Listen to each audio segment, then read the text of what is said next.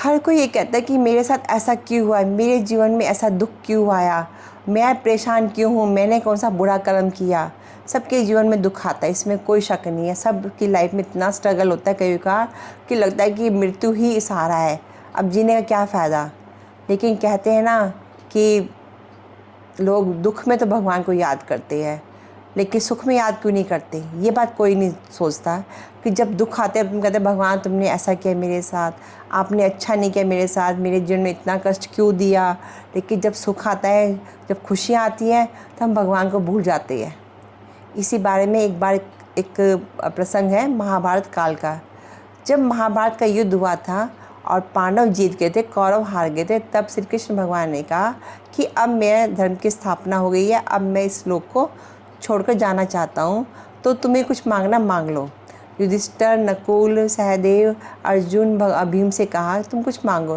तो युधिष्ठिर ने कहा भगवान मैं हमेशा सत्य की राह पे चलूँ। और ऐसे करते करते अर्जुन ने भी मांगा, नकुल ने भी कहा, सहदेव ने भी कहा और भीम ने भी कुछ ना कुछ मांगा। भगवान ने सबको कुछ ना कुछ दिया, लेकिन माता कुंती ने कुछ नहीं मांगा। कृष्ण भगवान बोले बुआ क्या बात है, तुम कुछ नहीं मांगोगी। बोली हाँ मांगूंगी। तो बोले मांगो, मैं तुम्हें दे दूँ ताकि फिर मैं अपने लोक को जा सकूँ। तो माता कुंती ने अपनी झोली फैलाकर कहा कि कृष्ण मेरी झोली में सारी दुनिया के दुख डाल दो। भगवान हैरान हो गए, कैसी माता है, कैसी बुआ है मेरी ये, कैसी सोच सकती है कि सारे इतनी पूरी ज़िंदगी दुख में कटी। कृष्ण भगवान ने कहा कुंती बुआ आपने पूरे जीवन में कष्ट भोगा, कभी भी सुख का एक पल नहीं देखा, उसके बावजूद भी आप दुख मांग रहे हो, समझ में नहीं आया। तो माता कुंती बोली देख आज मेरे जीवन में सुख आया तो तू छोड़ के जा रहा है, और जब मैं दुखी थी, परेशान थी, तकलीफ़ थी, रोती थी, तब तू मेरे आंसू पोंछने आ जाता था। अब तू खुद सोच, मैं दुख में तुझे पुकारूं नहीं पुकारूं। मुझे दुख चाहिए ताकि तू हमेशा मेरे साथ खड़ा रहे। मुझे ऐसा सुख किस काम का जहाँ पर तुम ना खड़े हो, तू ना हो मेरे सामने। मुझे तुम कृष्ण भगवान आप चाहिए। मुझे दुख से कोई फ़र्क नहीं पड़ता, मैं हर दुख को झेलने को तैयार हूँ, हर स्ट्रगल को झेलने को तैयार हूँ, लेकिन तुझे छोड़ने को तैयार नहीं हूँ। अगर हर कोई ये बात सोचने लग जाए ज़िंदगी के अंदर, तो किसी को दुख ही ना महसूस हो। वो सोचो कि दुख आया, भगवान मेरी परीक्षा ले रहा है और मुझे इस परीक्षा में पास होना है। फिर सोचो कि आपको दुख महसूस नहीं होगा, क्योंकि दुख में हमेशा भगवान खड़े रहते हैं और सुख में भी खड़े रहते हैं। लेकिन सुख में तो हम याद करते ही नहीं, हम भूल जाते हैं। इसलिए जीवन में जब भी दुख आए, जब भी कष्ट आए, जब भी आपका रोने का मन करे और आपके पास कोई ना खड़ा हो, तो सोचना कि भगवान आपके साथ खड़े हैं, आपका हाथ पकड़ कर खड़े हैं। आपको कभी भी अकेला नहीं छोड़ते हैं भगवान को, क्योंकि आपका उस समय आपका मन चिंतन में लगा रहता है भगवान के मन में। भगवान का नाम लेता है तो भगवान आप आओ, भगवान आप मेरी सहायता करो, भगवान मेरे जीवन में दुख किया, मतलब किसी ना किसी रूप में आप भगवान का चिंतन करते ही रहते हो। अब भगवान तो भाव के भूखे हैं, भगवान को थोड़े पैसा चाहिए, दौलत चाहिए, या तुम्हारी पूजा पाठ भक्ति चाहिए, या तुम्हारे फूलों की माला चाहिए, या जो जला के बैठ जाओ लेकिन मन कहीं और लगाओ। इसलिए जीवन में जब भी दुख आए ना, तो झोली फैला के कहना भगवान बस दुख तो तुमने दे दिए, लेकिन आप मेरे साथ खड़े रहना, आप मेरे को छोड़कर कभी मत जाना। क्योंकि जहाँ दुख है वहाँ भगवान का नाम है, भगवान का चिंतन है। आप चिंतन करके अपनी मुक्ति का राह खोलते हो, अगले जन्म के लिए अपने अच्छे रास्ते खोलते हो। नहीं तो आपका कोई भी जन्म ऐसे ही दुख में बीतेगा अगर आपने भगवान का चिंतन नहीं किया। क्योंकि चिंता, आपको पता है, चिंता करते रहोगे, भगवान कहते हैं कितना बेवकूफ़ है, चिंता कर रहा है, इसके हाथ में कुछ है ही नहीं। चिंता करके अपनी तबीयत ख़राब करता है, लेकिन जब मृत्यु आएगी ना, तब चिंता कहाँ चली जाएगी इसकी, ये बताओ। चिंतन क्यों नहीं करता है उस वक्त? तेरी चिंता करने से, तेरी टेंशन करने से कुछ होना तो है नहीं। इसलिए हमेशा चिंतन करते रहो और मन ही मन भगवान को शुक्राना करते रहो।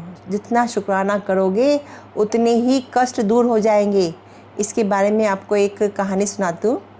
एक छोटी सी चिड़िया थी, आपने शायद सुनी भी होगी। वो रेत में, रेगिस्तान में थी और बहुत तेज़ धूप पड़ रही थी और वो रो रही थी और कह रही थी भगवान आपने मेरे जीवन में इतना दुख क्यों किया, मेरे जीवन में इतना दुख क्यों दिया, आपने मेरे साथ ऐसा क्यों किया? क्योंकि उसके माँ बाप उससे बिछड़ गए थे और वो उस सुनसान रेगिस्तान में अकेली थी, बिल्कुल छोटी सी, जिसको ये नहीं पता था कि जीवन में क्या करना चाहिए, क्या नहीं करना चाहिए। उसके पैर जल रहे थे, पीने को पानी नहीं था और आँखों में आंसू थे और खाने को कुछ नहीं था। तो वहाँ से एक बार नारद मुनि वहाँ से निकल रहे थे। वहाँ से एक बार नारद मुनि गुजर रहे थे, तो नारद मुनि ने देखा कि वो चिड़िया बड़ी दुखी है। तो उन्होंने पूछा, चिड़िया क्या बात है, तू क्यों रो रही है, क्या तकलीफ़ है? बोली, मेरे जीवन में भगवान ने बहुत दुख दिया, बहुत तकलीफ़ दी। मेरे माँ बाप को मुझसे छीन लिया, मैं अकेली हूँ, मेरा कोई नहीं है, मेरा कोई नहीं। मुझे भगवान ने इतने दुख क्यों दिए? मैंने क्या बिगाड़ा था? मैं तो छोटी सी बच्ची हूँ, मेरे पास कोई नहीं है, मेरा कोई सहायता नहीं करता। मुझे भूख लगती है, मैं रोती रहती हूँ, प्यास लगती, पीने को पानी नहीं इस रेगिस्तान के अंदर। मैं क्या करूँ, कहाँ जाऊँ? मुझे कोई नहीं दिखता, ऐसे तो मैं मर जाऊँगी। मैं रोती रहती हूँ, भगवान को कोसती हूँ, क्या करूँ? कोसूँ नहीं तो क्या करूँ? मेरे माँ बाप क्यों छीने भगवान ने? भगवान को ऐसा नहीं करना चाहिए था ना। तो नारद मुनि को बड़ी दया सी आई। उसने कहा, कोई बात नहीं, मैं भगवान के पास जा रहा हूँ और मैं तुम्हारे कारण पूछूंगी, क्या तुम्हें तकलीफ़ क्यों हुई, इस जन्म में तुम्हें दुख क्यों मिला, मैं इसका कारण पूछ के आऊँगा। चिड़िया बोली, ठीक है, अब मुझे आके ज़रूर बताना। नारद मुनि बोले, ठीक है। जब नारद मुनि भगवान जी के पास गए तो उन्होंने भगवान जी से पूछा, भगवान, रास्ते में मैंने एक चिड़िया को देखा, वो रेगिस्तान में थी, बड़ी भूख से तड़प रही थी, पीने को पानी नहीं था, उसके पैर जल रहे थे, क्या करे? उसके जीव में था दुख क्यों दिया भगवान आपने? वो छोटे से कष्ट में वो कैसे जिएगी, छोटी सी जीव? भगवान ने कहा, देखो, उसने जीवन में जो दुख मिला ना, उसके कर्मों के हिसाब से मिला है, मैंने कुछ नहीं दिया। उसके कर्म अच्छे नहीं थे, इसलिए तो वो अकेली पड़ी है, उसके पास कोई नहीं है, उसके माँ बाप उसको छोड़ के चले गए और उस तपते हुए रेगिस्तान में उसको दुख भोगना पड़ेगा और 7 जन्मों तक उसके जीवन में दुख है। नारद मुनि बोले, भगवान आप ऐसा मत करो, आप तो भगवान हो, आप सब कुछ कर सकते हो। भगवान बोले, मैं इसमें कुछ नहीं कर सकता। तो नारद मुनि ने कहा, भगवान कोई उपाय तो बता दो ना कि उसको मैं कुछ कह सकूँ, वो मेरा इंतज़ार कर रही है। भगवान ने कहा, देखो, एक मैं उपाय दे सकता हूँ, तुम कहना, तुम हर चीज़ का शुक्राना करना। कोई भी तुम्हें तकलीफ़ हो तब भी शुक्राना करना, चाहे आंसू आए, चाहे दर्द आए, चाहे रोना आए, चाहे तुम्हारे पैर जलें, चाहे तुम मर जाओ, तब भी तुम्हारे मुँह से शुक्राना निकलना चाहिए। बोले, ठीक है भगवान जी। नारद मुनि जी फटाफट वहाँ पे रेगिस्तान में चिड़िया के पास गए। चिड़िया ने कहा, बताओ नारद मुनि जी, बताओ मेरे भगवान जी ने क्या कहा? तो नारद मुनि बोले, देखो, तुम्हारे जीवन में 7 जन्मों तक दुख ही दुख है और तुम्हें इस जीवन में दुख भोग कर ही अगला जन्म मिलेगा। तुम मर भी नहीं सकती, क्योंकि जब तक सांस है जब तक तुम्हें जीना पड़ेगा। चिड़िया रोने लगी, बोली, नहीं नहीं, मैं ऐसा कैसे करूं, भगवान ने कोई उपाय तो बताया होगा। तो नारद मुनि बोले, एक उपाय है, तू हर बात का शुक्राना करियो। जब भी तेरे को तकलीफ़ हो ना, तो कहना, भगवान आपका बहुत बहुत शुक्रिया। अपने दुख में सिर्फ शुक्राना करना है, कुछ नहीं कहना तेरे को, बस। बोली, ठीक है। बहुत खुश होगी, चलो भगवान ने मेरे को उपाय तो बताया। और वो नारद मुनि चले गए। 7 दिनों के बाद नारद मुनि जब वहाँ से गुजरने लगे तो उन्होंने देखा चिड़िया बहुत ही खुश थी। छोटा सा पेड़ उगाया था, पीने के लिए पानी था और चिड़िया फुदक फुदक कर घूम रही थी, खाने पीने की कोई कमी नहीं थी और बहुत खुश थी। नारद मुनि बड़े हैरान कि ऐसा क्या हुआ। भागे भागे फटाफट भगवान जी के पास पहुँचे और बोले, भगवान जी, एक बात बताओ, आपने तो कहा था कि इस चिड़िया के जीवन में 7 जन्मों तक दुख है, लेकिन 7 दिनों में देखो वो तो बहुत खुश दिख रही है, उसके जीवन में दुख नाम की कोई चीज़ ही नहीं है। भगवान हंसने लगे। भगवान कहने लगे, उस चिड़िया को एक उपाय तुम दे के गए थे ना, तो उसने उस उपाय को समझा और उसने वैसे ही किया। कैसे? जब उसके पैर जल रहे थे ना, तो कहते, भगवान आपका बहुत बहुत शुक्राना, मेरे पैर जल रही है, इतना नहीं जल रहे कि मैं जल के ख़त्म हो जाए, मैं बिना पैरों के रह जाऊं। और जब उसको पानी नहीं मिल रहा था, प्यास से हो रही थी, उसके होंठ सूखे हुए थे, तब भी उसने कहा, भगवान आपका बहुत बहुत शुक्राना, मेरे को प्यास लग रही है, इतनी ज़्यादा प्यास नहीं लग रही कि मैं प्यासे मर जाऊं। और जब उसको खाने को कुछ नहीं मिल रहा था, उसको पेट में दर्द हो रहा था भूख के मारे, तब भी उसने मेरे को शुक्राना कहा। उसने कहा, भगवान आपका बहुत बहुत शुक्राना, मेरे पेट में भूख लग रही है, लेकिन इतनी भूख नहीं लग रही कि मैं भूखी मर जाऊं। और जब सूर्य की तेज़ रोशनी उसके पंखों को जला रही थी, तब भी उसने कहा, भगवान आपका लाख लाख शुक्राना, सूर्य की तेज़ रोशनी मेरे पंखों को जला रही है, मेरे पंख जल रही है, लेकिन आपका बहुत बहुत शुक्राना, इतने पंख नहीं जले कि मेरे पंख जल जाए, मैं बिना पंखों के रह जाऊं। भगवान ने कहा, उसने हर बात के लिए, हर चीज़ के लिए मुझे शुक्राना करती चली गई। तो बताओ मैं क्या करता। उसने अपने दुख को शुक्राना में बदल दिया और मुझे मजबूर होकर उसके 7 जन्मों का दुख 7 दिन में ख़त्म करना पड़ा। अब आप ये सोचो, जिस चिड़िया का दुख 7 जन्मों तक का था, उसके 7 दिनों में दुख ख़त्म हो गया, तो ये क्यों नहीं सोचते कि आपके जीवन में जो दुख है, भगवान का शुक्राना करोगे तो दुख तो ख़त्म हो जाएगा, जैसे चिड़िया के दुख ख़त्म हो गए। जब भी आपके जीवन में दुख आए तो कहना, भगवान आपका बहुत बहुत शुक्राना, मेरे जीवन में दुख है, इतना ज़्यादा दुख नहीं है कि मैं उस दुख का सामना ना कर सकूं। और जब आप बीमार हो ना, तब भी कहना भगवान से, भगवान आपका बहुत बहुत शुक्राना, मेरे सिर में दर्द है, बहुत दर्द है, लेकिन इतना दर्द नहीं है कि मैं बर्दाश्त ना कर सकूं। और जब आप भगवान से हर बात कहोगे, हर चीज़ के लिए शुक्राना करोगे, तो मजाल है तुम्हारे जीवन में कोई कष्ट आ जाए, कोई दुख आ जाए, आपको पता ही नहीं चला दुख क्या होता है। और भगवान कहती है, देखो मैं विधि का विधान तो बदल नहीं सकता, लेकिन शुक्राना करोगे तो इस जन्म में इस दुख से ऐसे बाहर निकालूंगा जैसे तुम्हें पता ही नहीं चला। एक छोटे बच्चे की तरह रूप में तुम्हें ऐसे बाहर निकालूंगा, तुम्हें पता ही नहीं चलेगा कि दुख क्या होता है, और तुम हमेशा खुश रहोगे, क्योंकि शुक्राना में इतनी ताकत है। जब हम भगवान को पुकारते हैं, लेकिन उस पुकारने में अगर हम दिल से नहीं पुकारेंगे ना, तो भगवान भी नहीं सुनता। दिल से पुकारोगे, अंदर अंदर आत्मा से भगवान को आवाज़ दोगे, अंदर से जब आवाज़ निकलती है ना, तो 1 सेकंड में भगवान फटाफट दौड़े आ जाते हैं और आपके सारे दुखों को दूर कर देते हैं।